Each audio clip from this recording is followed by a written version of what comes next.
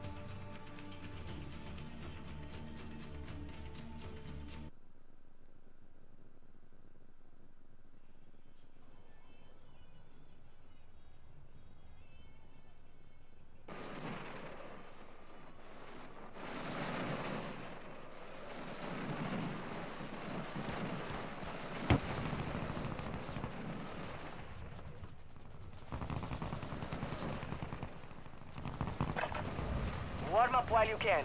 We will deploy soon.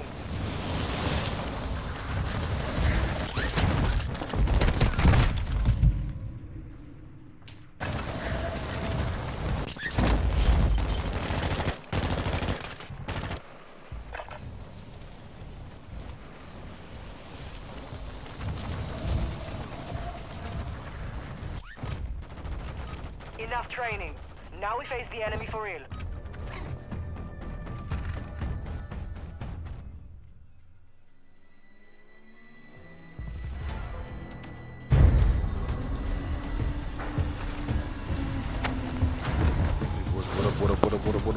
What's the game plan?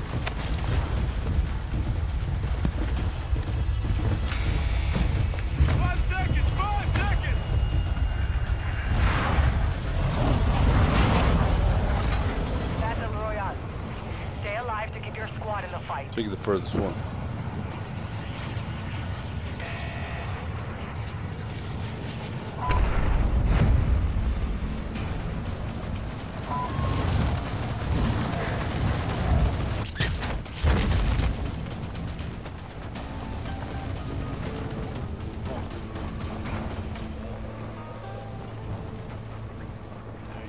Enemy soldier incoming.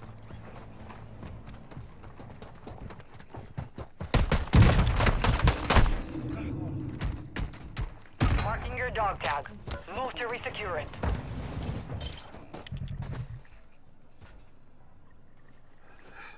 Thankfully, this is Resurgence, so we just have to get it in.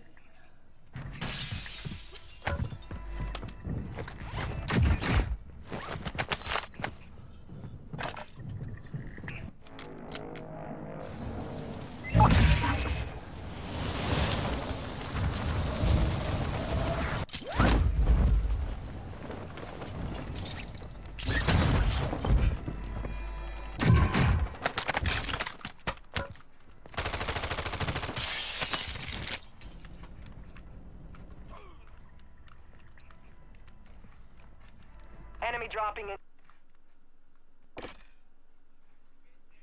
What just happened? Oh, come on, man.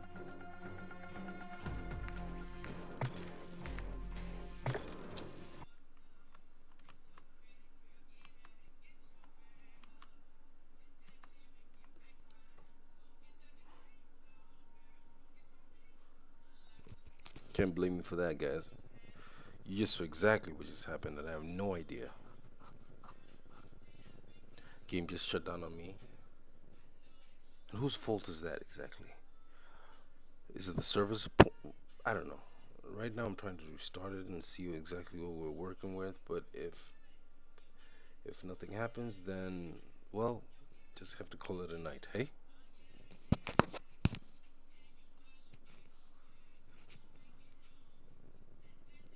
Just great. Okay, so it's starting now.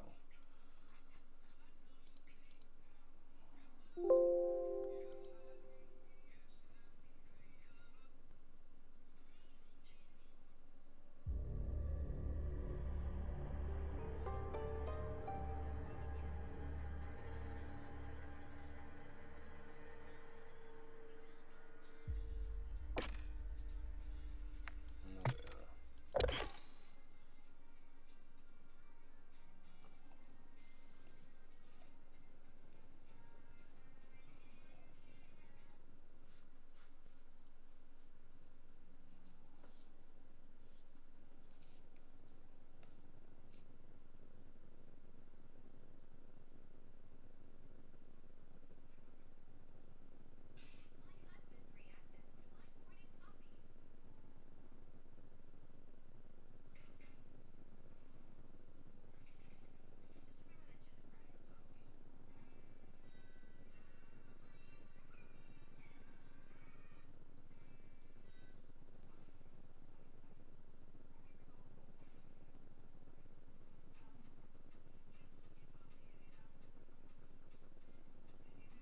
Why exactly is it taking such a long time?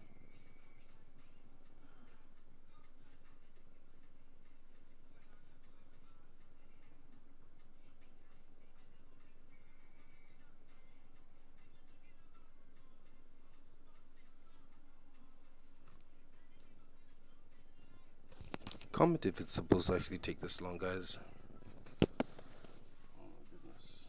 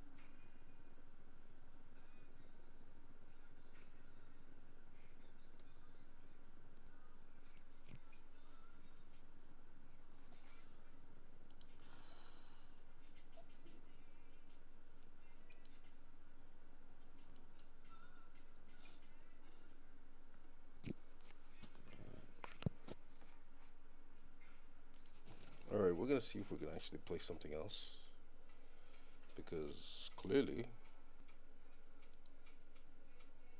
Call of Duty is not working.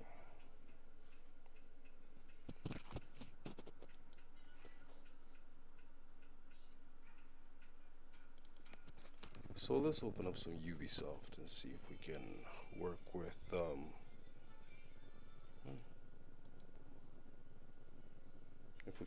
some Division 2. Unfortunately, I can't edit the chat, but that is what we're gonna do.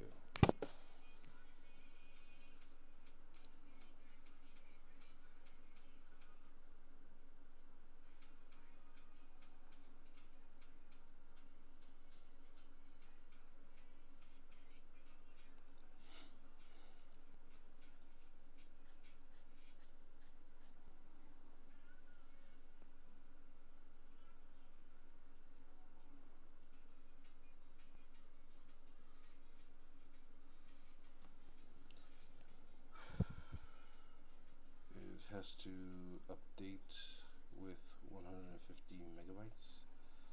Let's see what happens. Maybe it's a few weekend type thing.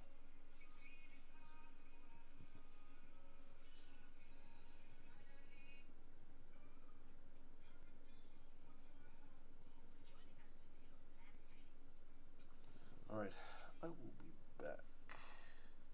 I think this call is raising some concern that I need to go check out. That they would be said, but I said, you know what, it's fine. But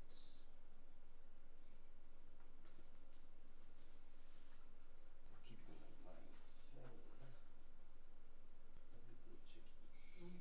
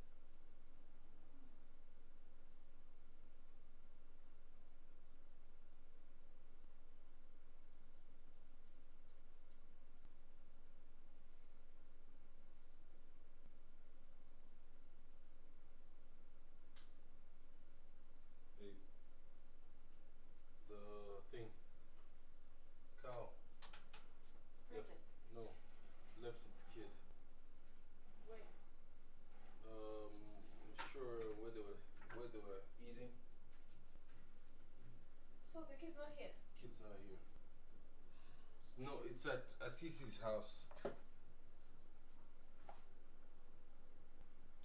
So the Assisi's, it's the one that you hear the response. Eh.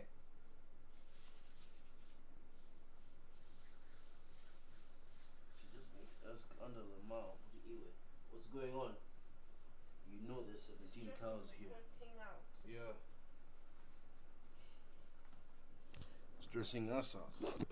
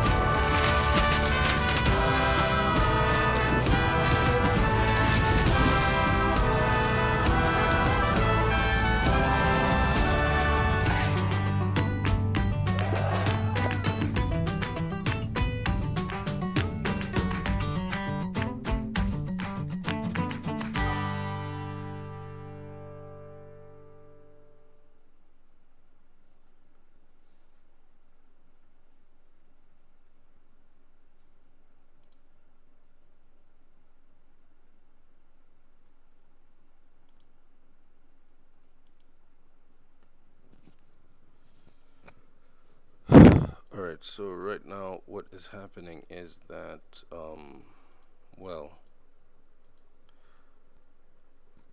the game's updating, so there's nothing much I can do. It's a lot to update it to. Like, not that much, but it's like 5 gigs, and I'm wondering, really?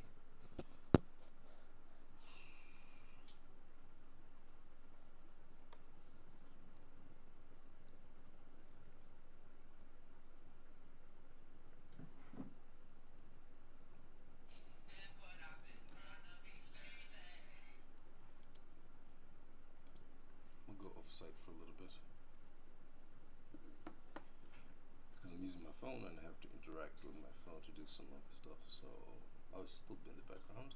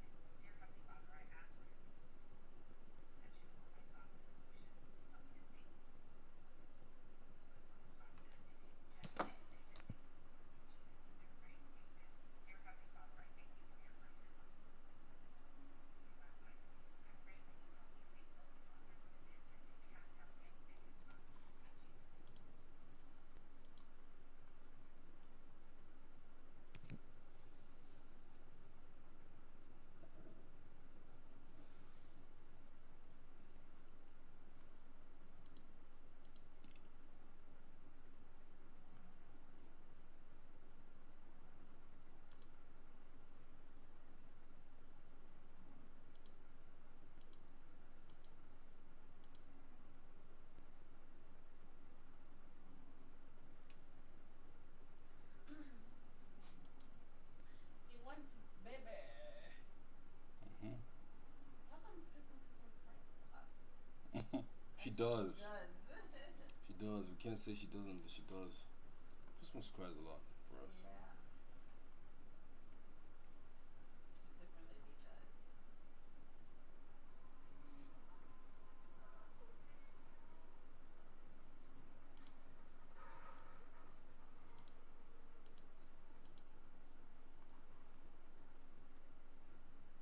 What's wrong?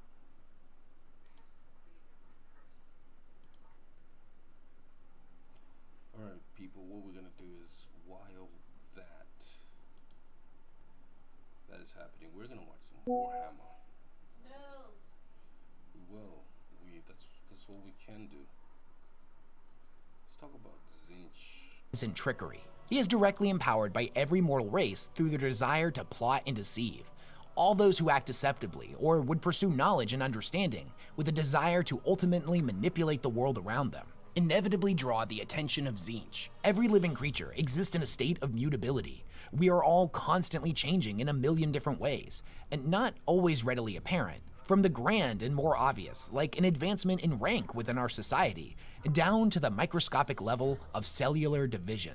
As mortal beings, we are ultimately malleable, and that malleability has drawn the eyes of the changer of ways upon mankind. There are 1,001 ways in which an individual can come to worshiping Zinch, but in almost all of these cases, they involve a desire for change, whether that be through their own ambitions, a desire to escape their figurative or literal bonds that shackle them to a miserable existence, or in some instances, a desire for unbridled power.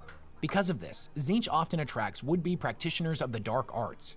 His demons whisper forbidden secrets into the minds of mortals, telling them truths of the universe too impossible to be believed. Yet ultimately, impossible to ignore. The individual will then seek out answers to questions no mortal was ever meant to ask, and will ultimately find themselves as one of his faithful. The promise of power proving to be too intoxicating for mortals to resist. Across cultures, all of the gods have been depicted in a lot of different ways, but most often with several identifiable themes present in all of them. Tzeentch is the exception, and due to his nature as the incarnation of change without limits, this would make sense. He has been depicted as a twinkling constellation of blinking eyes, as a being of illuminating warp flame, an elaborate and intricate puppeteer that pulls on the infinite strands of fate, and most commonly in the 40k community, a giant blue squid monster.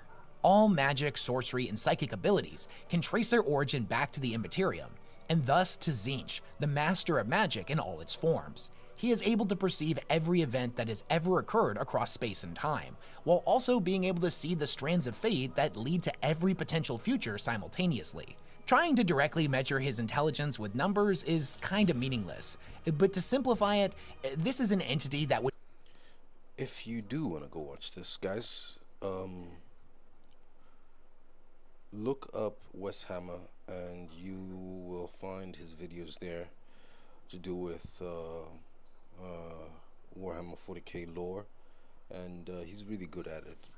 Man's dedicated his whole life to it. Like, literally, this is his bread and butter. He knows what he's talking about, so there's no disregarding him whatsoever.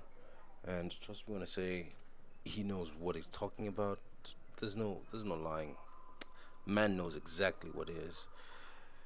And just so I can say, you can actually watch it for yourself sometime, but if you want to find out or know more about what Tzeentch would actually look like, look up this movie. It's called The Thing, right? And The Thing is a fictional film about this,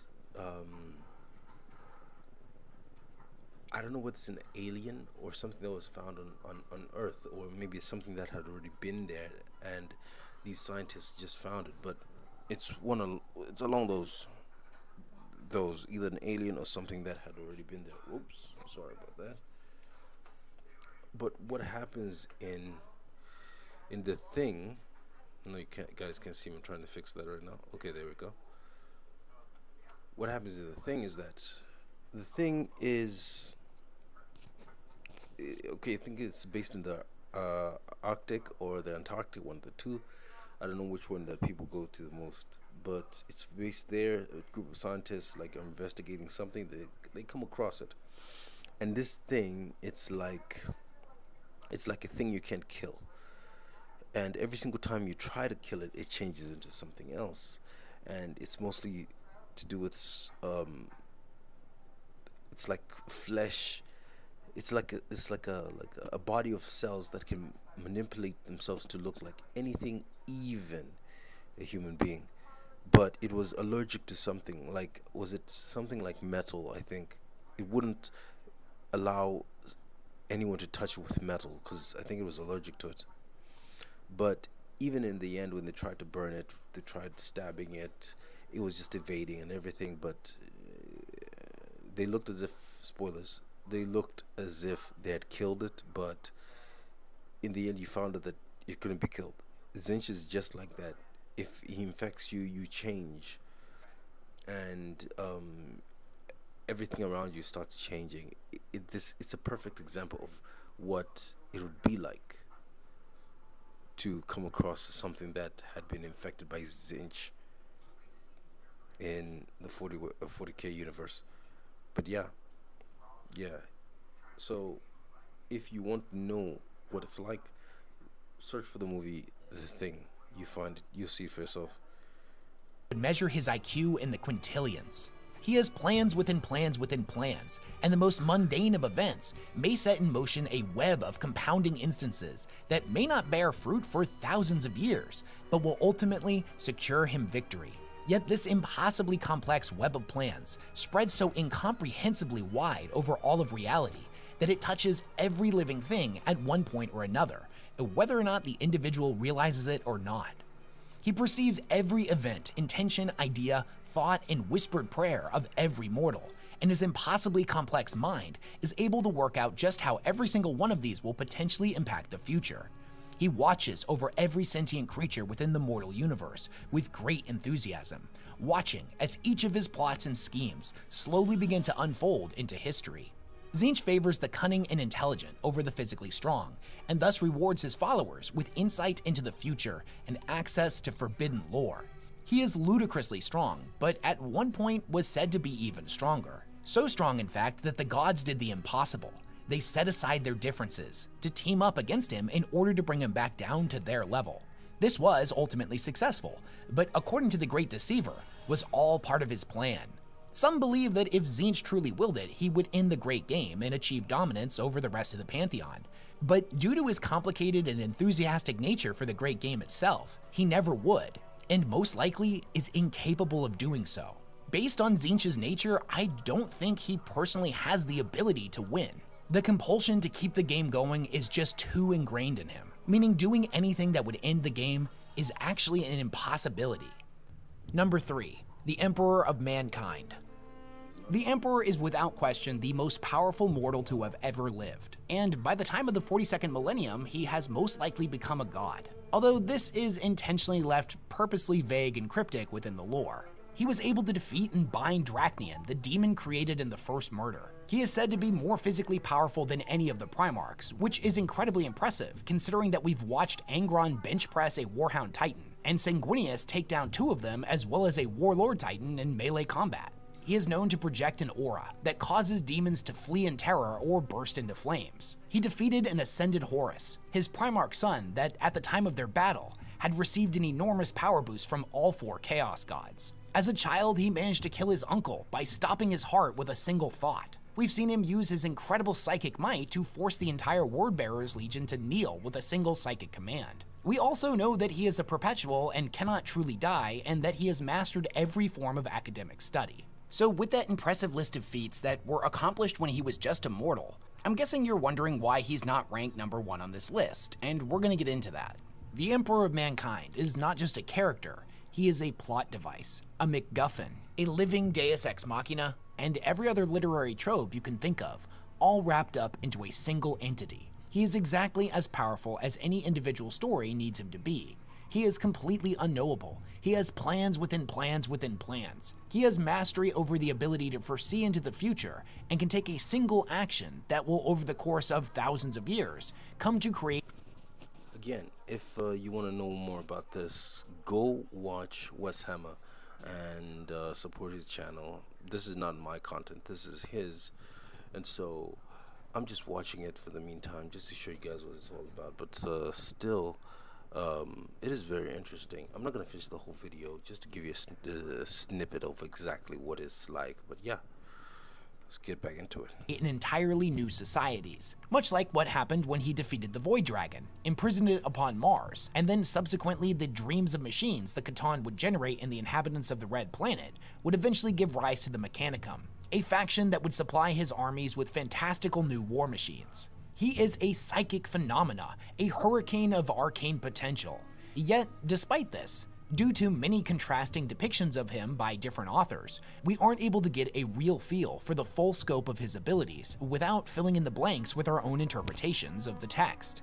On one hand, he is said to be powerful enough to challenge the ruinous powers, yet in a fight against a 30-foot tall orc, he had to be saved by his son Horus. But did he throw the fight intentionally because his foresight told him that the resulting saving by his son would boost his confidence and thus play into future events? Who knows? Maybe. There's nothing in that story to suggest that. No winking at the audience, no foreshadowing of future events, or some cryptic line at the end of the book.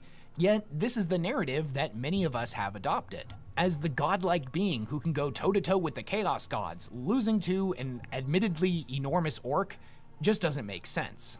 But I feel that's kind of the point. The mystery, the uncertainty. No matter how much somebody learns about the Emperor, they are constantly left with even more questions by the end of each and every story. They are left in a constant state of doubt over what they think they know. And to me, that's the entire point of a character like the Emperor. Is he a giant, shimmering, godlike being that will lead humanity into the future? Or is he a shriveled up old perpetual that just projects an illusion of grandeur to manipulate those around him? Did all of these events actually happen?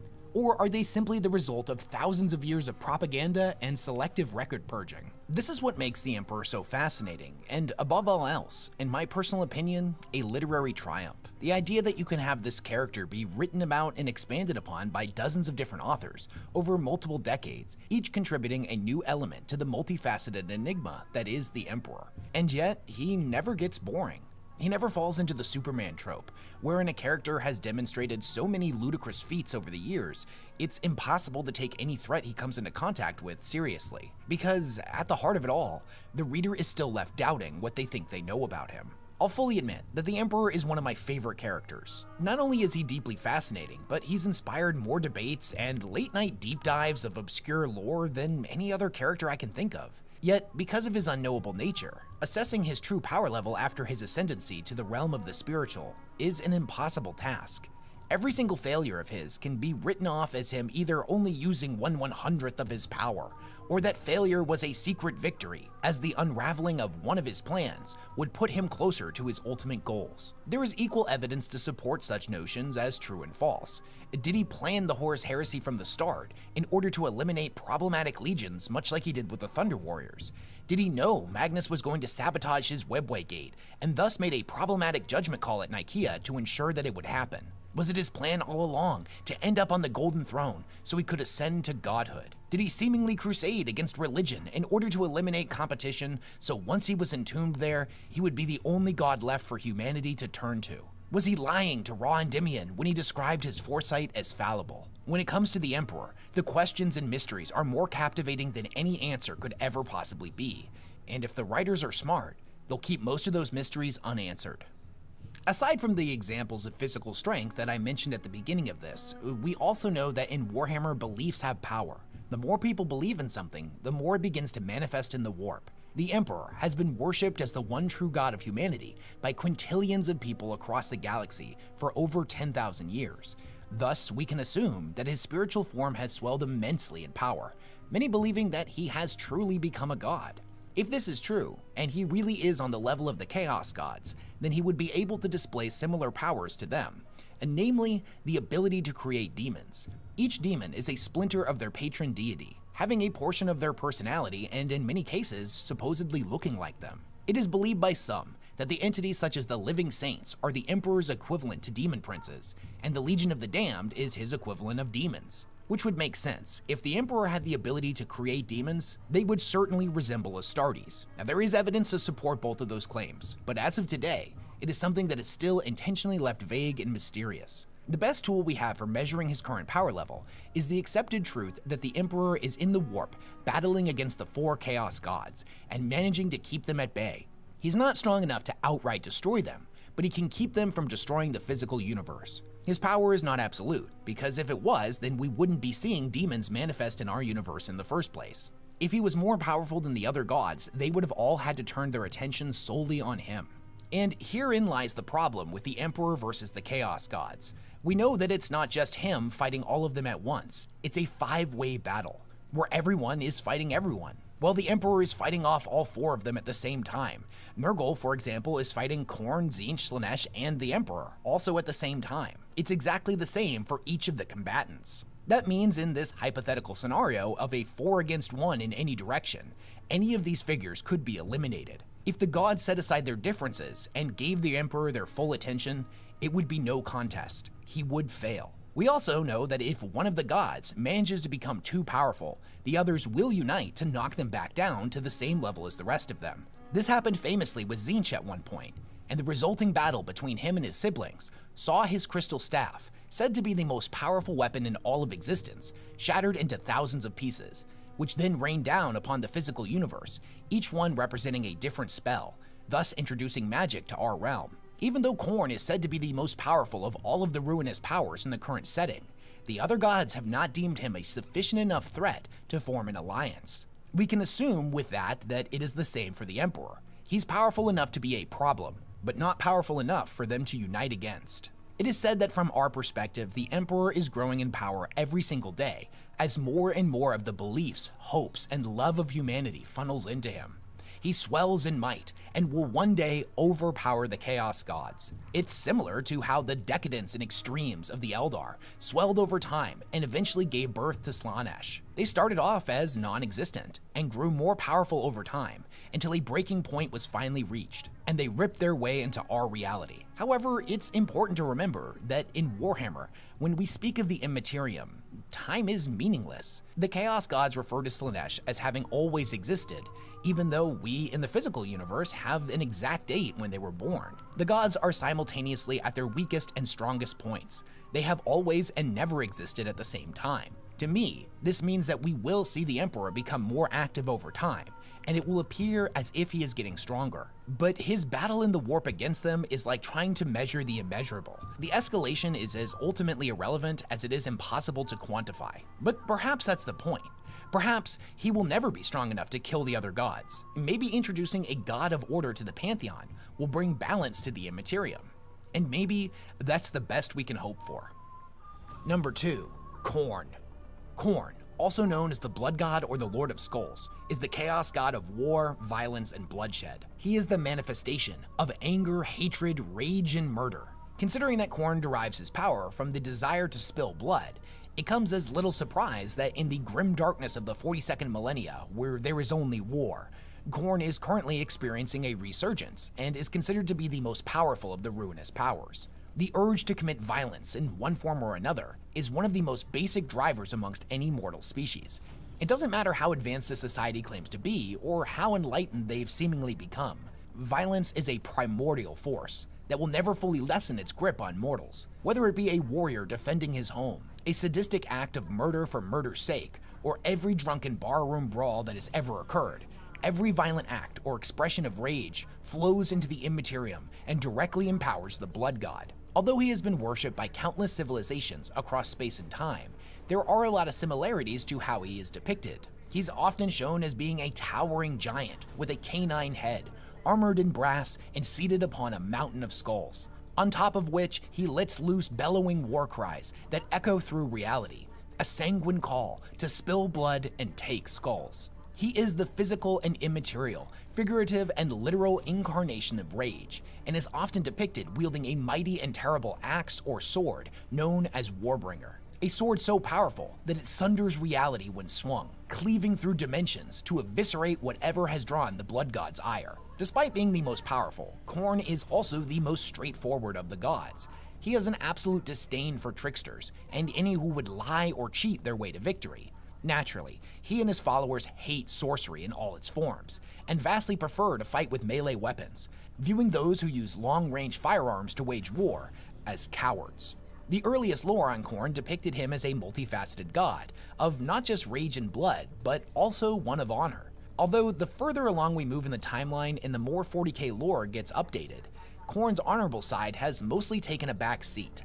Although him and his followers still maintain certain convictions about how war should be fought, at the end of the day, Khorne cares not from whence the blood flows, only that it flows. When it comes to his mythology as a literal figure, we do have a pretty good example of his raw physical strength, wherein one of his most esteemed bloodthirsters, Skarbrand, sought to overthrow the Blood God after having been manipulated by Tzeentch into thinking he actually stood a chance against him. When Khorne's back was turned, Skarbrand threw everything he had into a single blow with his axe, a blow that was said to be so powerful it could have split entire worlds. This didn't even dent Khorne's armor. Enraged by the cowardice of the attack, Khorne grabbed Skarbrand by the neck and shook him so hard that all he had ever been, all of his personality, his cunning, his ambition, all of it was shaken out of him. He then threw the greater demon so hard he flew across space and time for 8 days straight, leaving an inconceivable burning trail of destruction in his wake. Remarkably, Skarbrand survived, and where once there was a proud warlord whose hubris caused him to fly too close to the proverbial sun, now was nothing more than a blood-crazed monster. Number 1. The Hive Mind. The hive mind of the Tyranids is without a doubt the most intelligent and dangerous thing that exists in our universe. It is able to simultaneously control seemingly infinite Tyranid organisms across infinite battlefields at the same time, orchestrating impossibly complex battle strategies and engineering new forms of evolution in order to overcome just about anything its enemies can throw at it. It is, for all intents and purposes, an organic quantum computer, on a level that is completely incomprehensible. And it's not only controlling all of the Tyranids within our galaxy, a species that reproduces so quickly that it has effectively become the Milky Way's dominant life form, outnumbering every other species thousands of times over with the exception of potentially the orcs. But the Tyranids come from outside of our galaxy, and some believe they have already consumed every other galaxy. Some say the fleets we have seen thus far are only a small portion of their entirety. The Tyranids are not only the most powerful faction within Warhammer, they are the most powerful character, as every single one of them is part of the same organism. The Tyranids are not a race or a species, it is a single creature. Despite their appearance as an alien dinosaur bug monster, it's more accurate to think of them as something like an aspen forest, wherein each individual that we see is part of the same single creature.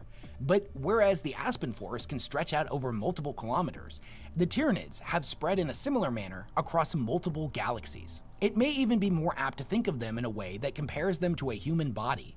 We are a single individual, but we are made up of dozens of trillions of cells. So too is each individual Tyranid a cell of the larger body that is the hive mind. The name, the hive mind, is not a title of a leader organism that controls the Tyranids. It is quite literal, in that the entity is the combined consciousness of all Tyranids. Every single one, from the lowly Ripper all the way up to the massive ship-sized entities that ferry their troops across the stars, are simply smaller parts of the same body. When we think of the hive mind, we often tend to imagine some giant alien brain that exists out in the dark places between galaxies that controls all of the Tyranids. And there very well might be an organism like that, but even if there was, it would still just be another organ within the Tyranid body. The Eldar have come to believe that the hive mind is more powerful than Slaanesh and represents the greatest threat to the physical universe. This is a passage from Wraithflight, where one of the Eldari is able to, for a moment, tap into the hive mind's consciousness. Beyond the shield, she saw the great dragon's true form, not the hideous intrusions into the mortal realm that swam the Black Star Sea, nor as a Farseer might see it, as a great and braided cable of malicious fate dominating all the skein. The first was merely part of the whole, the second, psychic abstraction. What Leanna instead saw was the reality of its soul. It was a great shadow when seen from afar, a wave of dread and psychic blindness that preceded the Hive Fleet's arrival. But the greatest shadows are cast by the brightest lights, and seen closely, the soul of the hive mind shone brighter than any sun. She was so close now that she perceived the rigid topography of its mind, larger than star systems, an entity bigger than a god. It contemplated thoughts as large as continents and spun plans more complex than worlds. It dreamed dreams that could not be fathomed. She felt small and afraid before it, but she did not let her fear cow her defiance. Against this vista flickered the souls of the Eldar, their jewel brightness dimmed by the incomparable glare of the great dragon. And this was but a tendril of the creature. The bulk of it stretched away, coils wrapped tight around higher dimensions, joining in the distance to others and then others again, until at a great confluence of the parts sat the terrible truth of the whole. She stared at its brilliance. Unlike her passionless dead warriors, who felt naught but the echoes of wrath at the sight, she was fascinated by the beauty on display.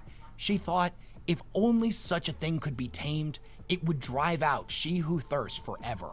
If only its hunger was for things other than the meat and blood of our worlds. Perhaps most telling, though, is the hive mind's presence within the warp, and for that, we can look no further than the anti-psychic phenomena the Tyranids generate, known as the shadow in the warp. It's basically a massive null field around the Tyranids that blocks all connection to the Immaterium. If you are familiar with the Sisters of Silence in 40k, or blanks in general, you know they are an individual person that produces a similar field. Being in the presence of such a creature is physically painful for psychers, and elongated exposure can cause, in some cases, severe physical and psychological damage for them, let alone the fact that in the presence of a blank, they cannot utilize their powers. The size of this null sphere is different from blank to blank depending on their ability, but when you take the Tyranids as a singular organism, their null field is just on a completely incomprehensible scale that literally blocks out sections of the warp. There was an interesting passage in the novel Darkness in the Blood, wherein a ship traveling through the warp became besieged by demons. The situation is pretty bleak until a vast darkness falls over the ship and utterly snuffs out the invaders. And then a sea change. The warp altered, though subtly at first. Rosalys had little experience as a navigator of ships.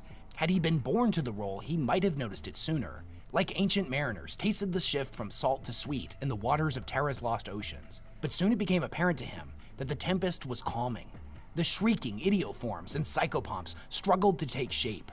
Those that manifested were sucked back to nothingness amongst the energies that birthed them. Colors bled away, currents stilled. A black wall was growing ahead, as impenetrable as the densest fog bank and infinitely more forbidding. The task force sped towards it. The armored angel glinted in front of the darkness and vanished within completely. Against all the laws that governed it, the Empyrean lost its mutability. Blackness seeped from the roiling wall of shadow. The visions and images weakened and then stopped altogether. There was a brief passage through warp space of a primordial calmness, smooth and bright as a moonlit pond, and then the flotilla plunged into darkness. A new terror assailed Raculus. A vast, godlike mind turned its attention upon the ships. So puissant it quelled the fury of the warp. The hive mind was the truth of the Tyranids. The Blood Angels believed the war beasts that plagued the universe were merely the material extrusion of something far greater, and that thing dwelt in the warp. The pressure of the hive mind's regard was immense, crushing Raculus's soul until it felt infinitely small. At great remove, he felt blood trickle from the corners of his mortal eyes. The idea that the hive mind is a larger threat than the Chaos Gods is also backed up by an Eldar Farseer in the novel Godblight, wherein he states that comparing it to the Catan and the Chaos Gods, the Great Devourer is perhaps a greater threat than all of them. The Necron seem to think so as well, as the Tyranids' arrival was what propelled the Silent King out of exile in the first place. The fact that these immortal beings that enslaved and shattered their own gods were afraid of the hive mind is a statement in and of itself. And I just kind of want to put it into perspective. All of the major threats that exist in 40k that could theoretically wipe out humanity have all been around for an enormously long time. The Necrons, the Orcs, and the Eldari have existed for over 60 million years. The Chaos Gods, at least in the realm of the Warp, have always existed. Even the Tau, the youngest of all of the factions in 40k, have been around for a few thousand years. The first recorded contact with the Tyranids was in 745 M41, the 745th year of the 41st millennium. The furthest point in the timeline that we've seen so far is 15 years past the start of the 42nd millennium, which means that they've only been observed in our galaxy for 270 years. In the grand timeline of the universe, that's less time than it takes to blink. And yet already, they are being spoken about as if they are the end to all things. In other videos, I've ruminated on just how powerful the Tau, for example, will be if they were given another 1,000 years to continue developing. Where will the Tyranids be 100 years from now? 200 years? 300? As more Tyranids continue to flood into our galaxy, and the ones that are already here continue to repopulate out of control.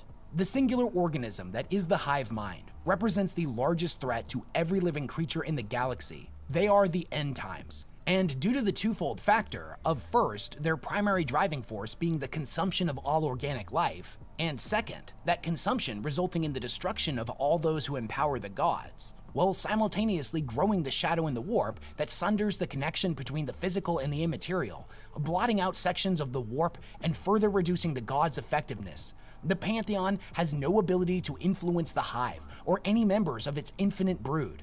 Thus, the stronger and larger it gets, the weaker they in turn become. The hive mind is a larger threat to the galaxy than all of the gods combined, and is more threatening to each god on an individual level than any of their other siblings or the Emperor. It is for those reasons that I award the #1 spot to the hive mind as the most powerful entity in all of Warhammer 40k. But what do you guys think? Do you agree with my list, or would you change the order around? Is there somebody that definitely deserved to be on this list that I forgot to include? Who do you think is the most powerful character in 40k, and who do you think is the weakest? What's a character that you think is currently not super powerful, but in the future may come to be one of the strongest figures in the entire galaxy? I'm super curious to hear your thoughts in the comments down below.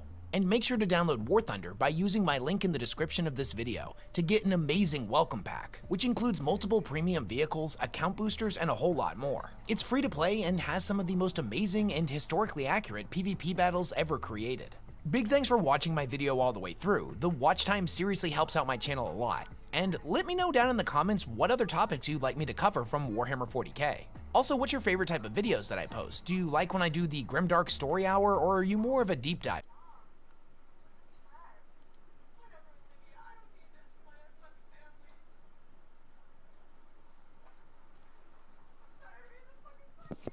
Guys, thank you for watching. We're gonna do this again another time. I know it's Stevie, but I got most of it. Yeah.